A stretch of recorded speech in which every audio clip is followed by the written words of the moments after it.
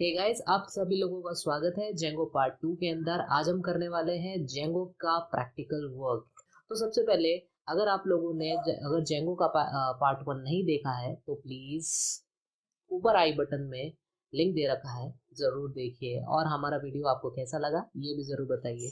तो बिना कोई टाइम वेस्ट किए शुरू करते हैं। आज सबसे पहले हम जेंगो पार्ट 2 मीन्स दैट आपने जेंगो तो हम सभी लोगों ने इंस्टॉल किया, लेकिन अब उसके अंदर वर्क कैसे करना है। तो सबसे पहला जो हमारा जो काम होता है वो है, आपको सबसे पहले CMD को ओपन करना है।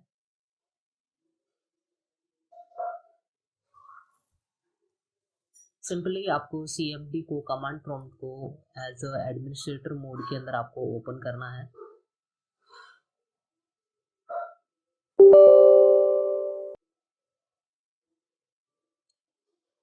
यस, देन उसके बाद में हमने प्रीवियस वीडियो के अंदर अगर आपने देखा था, अगर प्रीवियस वीडियो के अंदर अगर आपने देखा होगा कि हमने जो जेंगो जो था वो हमने हमारी डी ड्राइव के अंदर इंस्टॉल किया था। तो हम यहाँ पर डी कोलन को यूज़ में लेंगे एंड सिंपली एंटर करेंगे तो हम डी ड्राइव के अंदर सीधा हम चले गए।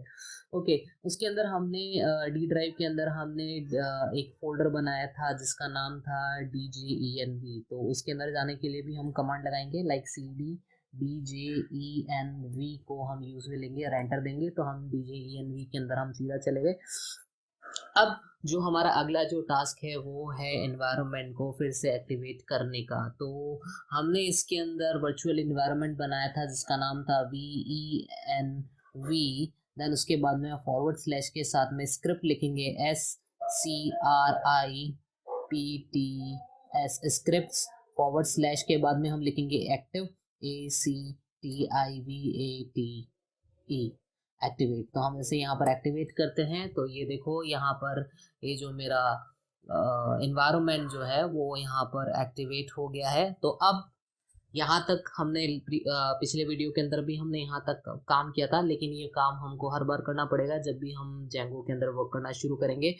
ओके, अब अगला जो स्टेप आता है वो हमारा है कि प्रोजेक्ट को कैसे क्रिएट करें। तो प्रोजेक्ट क्रिएट करने के लिए आपको सबसे पहले लिखना पड़ेगा जेंगो DJANGO जेंगो के बाद में आपको डैश लगाना है। देन उसके बाद में आपको लिखना पड़ेगा एडमिन।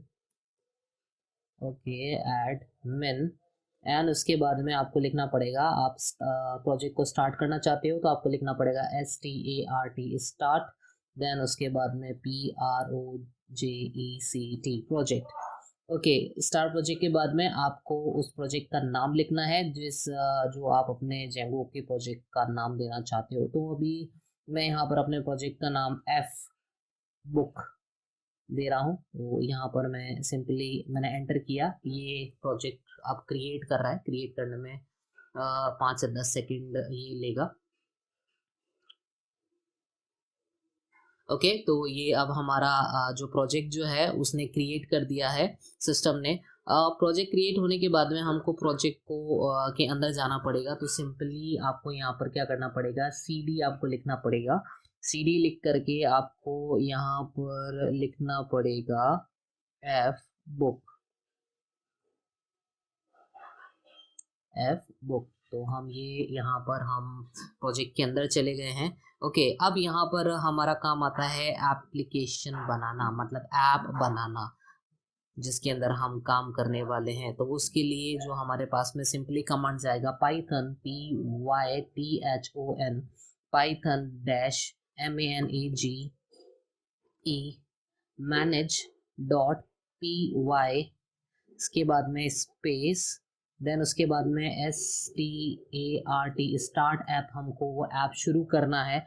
और उसके बाद में इसके आगे हम लिखेंगे उस ऐप का नाम जो हमें ऐप का बनानी है। तो मैंने यहाँ पर ऐप का नाम REG दे रखा है। आप चाहो तो कोई भी नाम दे सकते हो, बट ये हमेशा ध्यान रखना कि अगर आप ऐप का नाम रजिस्टर दे रखो तो आपको हर बार उसका नाम ध्यान रखना पड़ेगा। सो हमने जैसे ही यहाँ पर एंटर किया तो ये चेक कर रहा है और ये अपनी ऐप के लिए जितनी भी डिफ़ॉल्ट फाइल्स की रिक्वायरमेंट होती है ये ऑटोमेटिकली देखो ये जनरेट करेगा। तो इसका फाइंड आउट करने के लिए मैं आपको क्या कहते हैं ड्राइव्स के अंदर लेके चलता हूँ। मैंने आपको बताया था कि जो भी मेरा प्रोजेक्ट है वो डी फॉर्म ड्राइव के अंदर गया था, तो हम डी ड्राइव के अंदर गए। DJENV नाम का हमने फोल्डर बनाया था। जब हम कभी भी जब प्रोजेक्ट बनाते हैं तो हमने प्रोजेक्ट का नाम दिया था एफ बुक। तो ये हमारा है आउटर फोल्डर एफ बुक का, प्रोजेक्ट का, और उसी के अंदर आपको एफ बुक मिलेगा अंदर भी। तो ये इनर फोल्डर है, तो ये इसके अंदर ध्यान रखना, it is a outer folder and it is a inner folder. उसके साथ में हमने एक ऐप बनाया था। ऐप जो हमने बनाया था जिसका हमने नाम रजिस्ट्रेशन दिया था, तो REG हमने नाम दिया था। तो REG के अंदर ये रही इसकी सारी की सारी ऐप्स, मतलब ऐप के लिए जितनी भी रिक्वायरमेंट, फाइल की रिक्वायरमेंट होती है सिस्टम को, वो सारी यहाँ पर हो चुकी है। और ये प्रोजेक्ट को क्रिएट करने के लिए जितनी फाइल्स की रिक्वायरमेंट होती है ऑटोमेटिकली जनरेट हो जाएगा। ओके, अब उसके बाद में ये आता है कि आपने ऐप बना लिया, आपने ऐप को नाम भी दे दिया, लेकिन अब आप उसके बाद में आता है एटलीस्ट लास्ट के अंदर आपको ऐप के अंदर रजिस्टर कैसे करना है। तो जो हमारे पास में इनर एफ बुक वाला जो फोल्डर है, जो हमने प्रोजेक्ट बनाया है, प्रोजेक्ट का नाम था हमारा एफ बुक। एफ बुक के अंदर जो इनर वाला फोल्डर एफ बुक वाला है, तो ये रहा मेरा इनर इनर फोल्डर है। इनर फोल्डर के अंदर ये है मेरा इनर फोल्डर। इनर फोल्डर के अंदर हम यहाँ पर गए, यहाँ पर आपके पास में आएगा सेटिंग। तो सेटिंग को आपको सिंपली राइट क्लिक करके आपको उसको ओपन विथ करना है IED पाइथन के अंदर। तो एक और चीज का ध्यान रखना, अगर आप जेंगो यूज में ले रहे हैं तो ये कंफर्म होना चाहिए कि आपके कंप्यूटर के अंदर जो पाइथन है वो ऑलरेडी इंस्टॉल्ड हो। और अगर आपके कंप्यूटर के अंदर अगर पाइथन इंस्टॉल नहीं है तो उसके लिए भी मैंने वीडियो बना रखा है। ऊपर आई बटन के अंदर आप जाओ, वहाँ से सिंपली अगर पाइथन अगर डाउनलोड नहीं किया है तो वहाँ से जा करके डाउनलोड आप कर सकते हैं। ठीक है, आगे हम चलते हैं। तो जैसे ही हमने यहाँ पर इसको IDE के अंदर ओपन किया तो ये क्या करेगा, ये सिस्टम मेरे सारे सिस्टम के अंदर पाइथन ऑलरेडी इंस्टॉल्ड है। तो ये हम आ गए हमारे पास में, तो ये देखो इंस्टॉल ऐप ये मेरे पास में यहाँ पर आ रहा है। तो इंस्टॉल ऐप के अंदर आप सबसे लास्ट में जाइए, वहाँ पर एंटर करिए। आपको यहाँ पर सिंपली लिखना है आपने ऐप का नाम क्या दे रखा है, REG नाम दे रखा है। ठीक है, देन उसको कॉमा यहाँ पर क्लिक करके छोड़ देंगे, इसको हम क्या कर देंगे यहाँ पर सेव कर देंगे। इतना काम करने से हमारी जो क्या कहते हैं एप्लीकेशन जो है वो रजिस्टर हो जाएगी और आपका जो टास्क है यहाँ तक आपको सेव कर। तो इतना करने के बाद में हमें अब क्या करना है, अब हमें एक वेबसाइट बनानी है। वेबसाइट के अंदर मतलब वेबसाइट का जो भी HTML का जो पेज है, अब वो हम पेज बनाएंगे। अब वो जो पेज है जहाँ से हम यूज़र से इंफॉर्मेशन लेंगे, ठीक है, और वो इन्फॉर्मेशन फिर हम आगे उससे प्रोसेस कराएंगे। तो अभी हाल फिलहाल जो हमारा जो अगला टास्क जो है वो हम करेंगे, एक एक टेम्पलेट्स बनाएंगे। तो टेम्पलेट्स बनाने के लिए आपको सबसे पहले क्या करना है, सबसे पहले आपको ये रहा मेरा पास में जो एफ बुक का आउटर, यहाँ पर हम आउटर वाला फोल्डर है। यहाँ पर आप लोगों को क्या करना है, यहाँ पर आप लोगों को एक फ़ोल्डर बनाना है। इस जगह पर यहाँ पर मैंने एक फ़ोल्डर बना दिया। इस फोल्डर का मैंने नाम दे दिया TEMP टैम्प। ठीक है, और यहाँ पर मैंने एक पहले से ही एक वेबसाइट बना रखी है फेक बुक करके।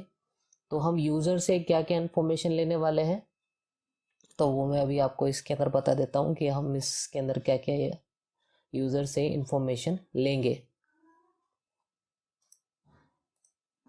तो ये देखो, मैंने एक फेसबुक नाम की एक आईडी बना रखी है जिसके अंदर यहाँ पर यूज़र अपना नाम डालेगा।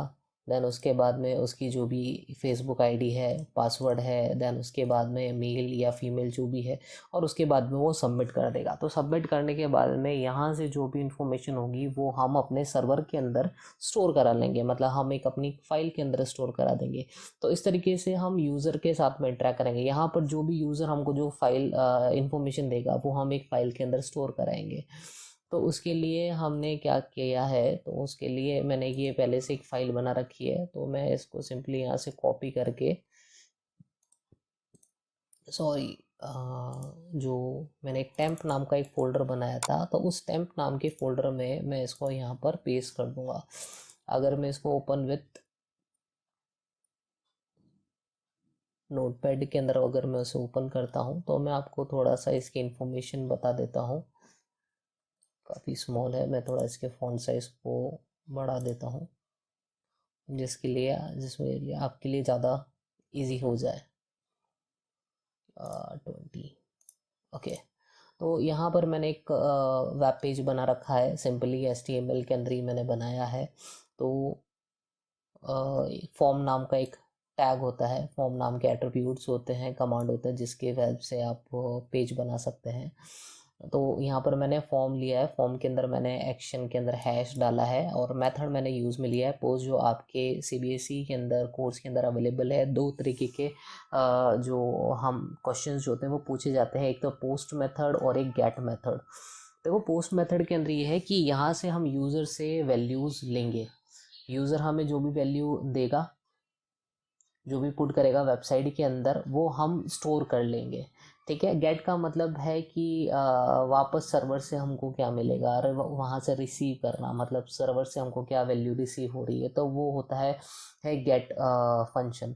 तो पोस्ट फंक्शन के अंदर ये है कि यूज़र से हम सारी इन्फॉर्मेशन ले रहे हैं। जैसे हम ऑनलाइन फॉर्म फिलअप करते हैं, तो ऑनलाइन फॉर्म के अंदर जो भी नेम ID है तो वो सबमिट कर देते हैं, तो वो कहीं ना कहीं स्टोर हो जाता है। तो सेम ये इसी तरीके का हमने एक फॉर्म बना रखा है, जिसके अंदर मैंने एक नेम डाल रखा है, उसकी ID डाल रखा है, पासवर्ड एंड जेंडर हो गया, एंड उसके बाद में मैंने सबमिट नाम का बटन बना दिया है।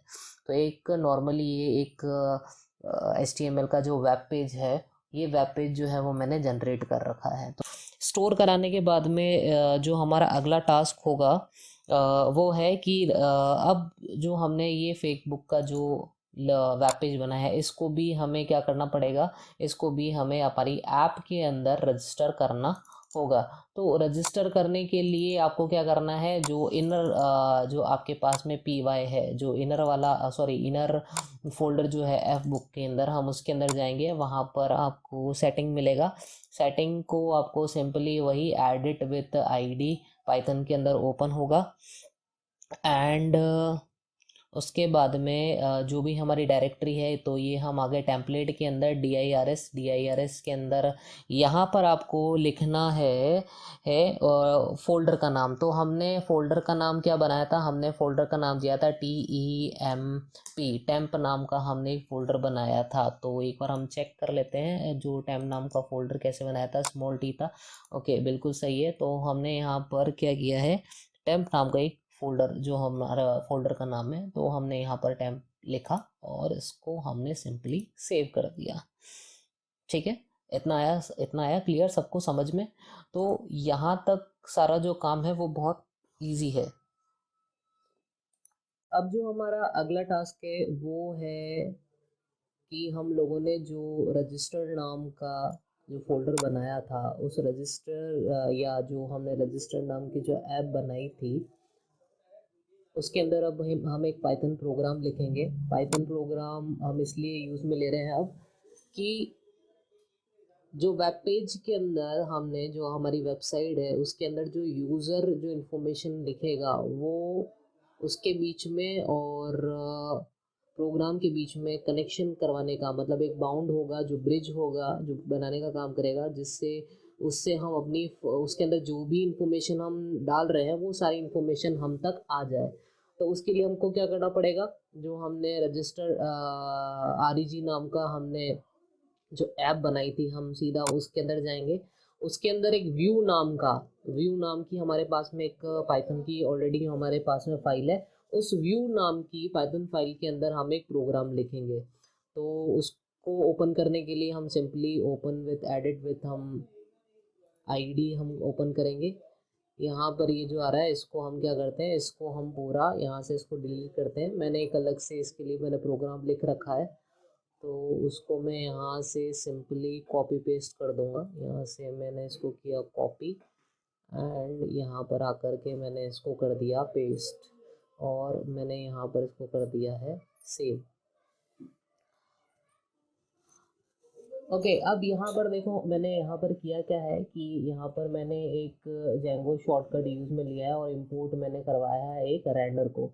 रेंडर का मतलब यहाँ पर ये है कि मतलब जो वेबसाइट के अंदर जो यूज़र इन्फॉर्मेशन देगा हम वो सब वहाँ से इन्फॉर्मेशन को रिसीव कर लेंगे, और वो रिसीव करने के लिए हमें एक फ़ाइल की रिक्वायरमेंट है जिसका नाम है CSV फाइल। मतलब यूज़र को जो भी हम इंफॉर्मेशन हमारे सिस्टम के अंदर अवेलेबल होगी, जो फाइल जो बनेगी उस फाइल का नाम होता है, मतलब जो उसका एक्सटेंशन होता है वो CSV फाइल होता है। तो इसलिए हमने यहाँ पर उसको भी इंपोर्ट कराया है।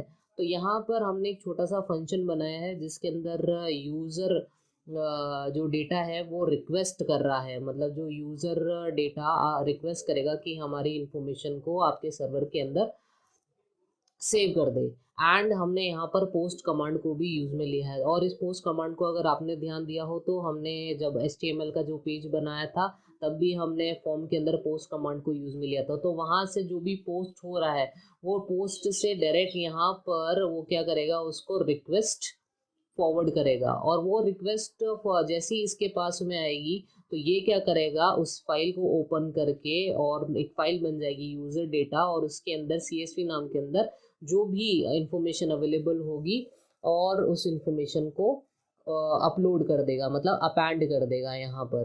ठीक है, इसी तरीके से फिर वो फॉर लूप के अंदर चलेगा, ट्रैवर्सिंग होती रहेगी जब तक उसके अंदर डेटा जाता रहेगा, तब तक वो उसके अंदर सेव होता रहेगा। एंड उसके बाद में जैसे ही वो रिटर्न या सबमिट के ऊपर क्लिक करेगा, वापस जो पेज है वो एकदम बिल्कुल नया जैसा हो जाएगा, उसके अंदर कोई ऐसा पुरानी चीज़ें अवेलेबल नहीं होंगी। तो ये एक छोटा सा प्रोग्राम है जो मैंने यहाँ पर इसको कॉपी पेस्ट किया है, इसको मैं सिंपली यहाँ पर मैंने इसको यहाँ पर सेव किया, एंड उसके बाद में यहाँ पर इसको क्लोज किया। ओके, अब इसके बाद में जो अगला टास्क आता है वो है हमारा URL। ओके, URL को भी हमको करना पड़ेगा, उसके लिए URL भी हमको सेट करना पड़ेगा कि कहाँ से फाइल आनी है, कहाँ से फाइल क्या करना है। तो URL के लिए हम जाएंगे F बुक के इनर फोल्डर के अंदर, यहाँ पर आपको URL मिलेगा। यहाँ पर इसको हम राइट क्लिक करके इसको भी ओपन विथ करेंगे। तो इसके लिए भी हमने ये जो दे रखा है इसको हम क्या करेंगे, पूरे को डिलीट करके, एंड हमने इसके भी लिए भी एक अलग से प्रोग्राम लिख रखा है URL का। तो ये यहाँ से इसको URL ले लेगा, एंड इसको हम यहाँ पर पेस्ट कर देंगे URL को। ठीक है, और इसको भी हम यहाँ से सेव कर देंगे। तो ये भी हमारा जो URL का जो पाथ है वो भी सेव हो जाएगा। इसको यहाँ से हमने इसको सेव कर दिया।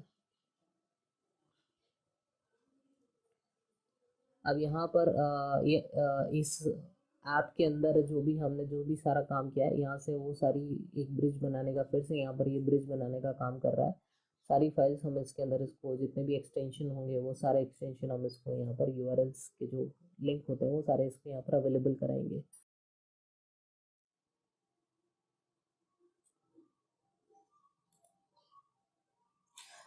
तो गाइज़ हम लोग पहुंच चुके हैं हमारे जेंगो ट्यूटोरियल के फाइनल स्टेज के ऊपर, जहां पर हम लोग अब इस हमारे जो सर्वर को हम रन करने वाले हैं। तो सर्वर को रन करने के लिए जो हमारे पास में कमांड है, तो हमारे पास में जो हमारा कमांड था वो था python python manage.py, और हम लिखेंगे runserver सर्वर, रन सर्वर को हम चलाएंगे। जैसे ही हमने एंटर किया, ये जो हमारा सर्वर है वो स्टार्ट हो गया है। इसके बाद में हम सिंपली गूगल क्रोम के अंदर जाएंगे, गूगल क्रोम को हम ओपन करेंगे। गूगल क्रोम के ऊपर हम लोग सिंपली लिखेंगे LOCAL लोकल HOST होस्ट, उसके बाद में कोलन के साथ में 8000 फॉरवर्ड स्लैश, और हमारी ऐप का नाम था REG। हमने एंटर किया तो ये जो पेज जो है वो देखो हमारा ओपन हो गया है। यहाँ पर सिंपली आपको कोई भी एक नेम देना है, लाइक मैंने यहाँ पर नेम दिया है लाइक राम। देन उसके बाद में फेसबुक आईडी आप कुछ भी दे दो,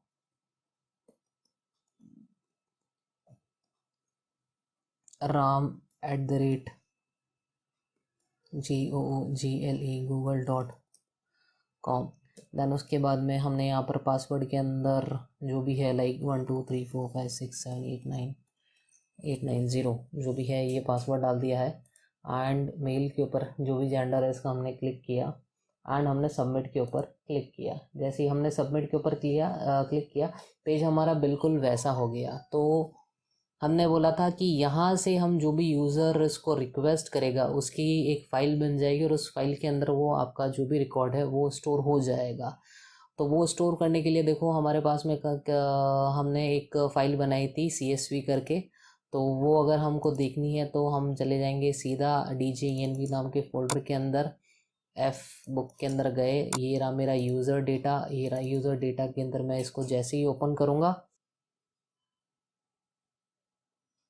तो ये देखिए यहाँ पर नेम के अंदर नाम लिखा हुआ रहा है। फेसबुक के अंदर जो हमने आईडी डाली थी ये उसका वो आईडी आ गया। पासवर्ड के अंदर जो हमने पासवर्ड लिखा था वो आ गया। एंड जेंडर के अंदर जो हमने उसका जो जेंडर पिक किया था वो यहाँ पर लिखा हुआ आ रहा है। तो इट मीन्स दैट हम लोगों ने क्या किया है कि यूज़र अपनी आईडी के ऊपर जो भी इंफॉर्मेशन देगा वो इंफॉर्मेशन हमारे पास में स्टोर हो जाएगा।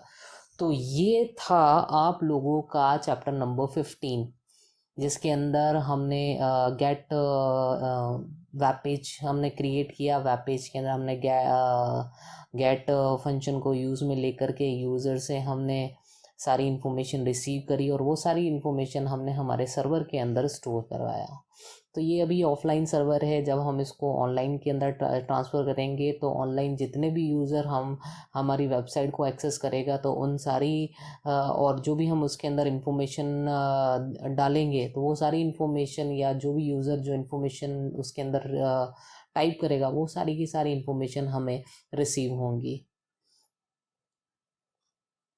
तो इसी के साथ जो हमारा जेंगो का जो ट्यूटोरियल है, जो जेंगो पार्ट 1 एंड जो जेंगो पार्ट 2 है वो यहीं पर फिनिश होता है। और इसी के साथ जो हमारा जो चैप्टर नंबर 15 है वो कंप्लीट होता है। इस पूरे ऑल ओवर चैप्टर के अंदर यही है और यही CBSE के अंदर पूछा जाता है कि कैसे हम एक अच्छी जेंगो फाइल बना सकते हैं, क्या इसका यूज़ क्या होता है। आई थिंक दैट कि इस पूरे प्रैक्टिकल को देख करके आपको समझ में आ गया होगा कि जेंगो किस तरीके से वर्क करता है, कैसे वेब पेज जो होता है वो पाइथन के साथ में कनेक्टेड है और वो कितना सिक्योर है। हम अब खुद का सर्वर बना सकते हैं, कैसे हम इंफॉर्मेशन ले सकते हैं, कैसे हम इंफॉर्मेशन को सेंड कर सकते हैं, ये पोस्ट भी कर सकते हैं, गेट भी कर सकते हैं। दोनों चीज़ें हमारे पास में कर सकते हैं, दोनों चीज़ें हम यहाँ पर कर सकते हैं।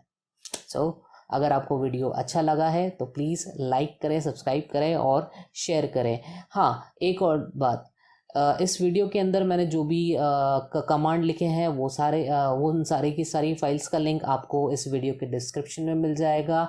Each and everything. और चैप्टर नंबर 15 की का भी जो इमेजेस जो हैं वो भी आपको इस डिस्क्रिप्शन के अंदर मिल जाएगा। Good bye.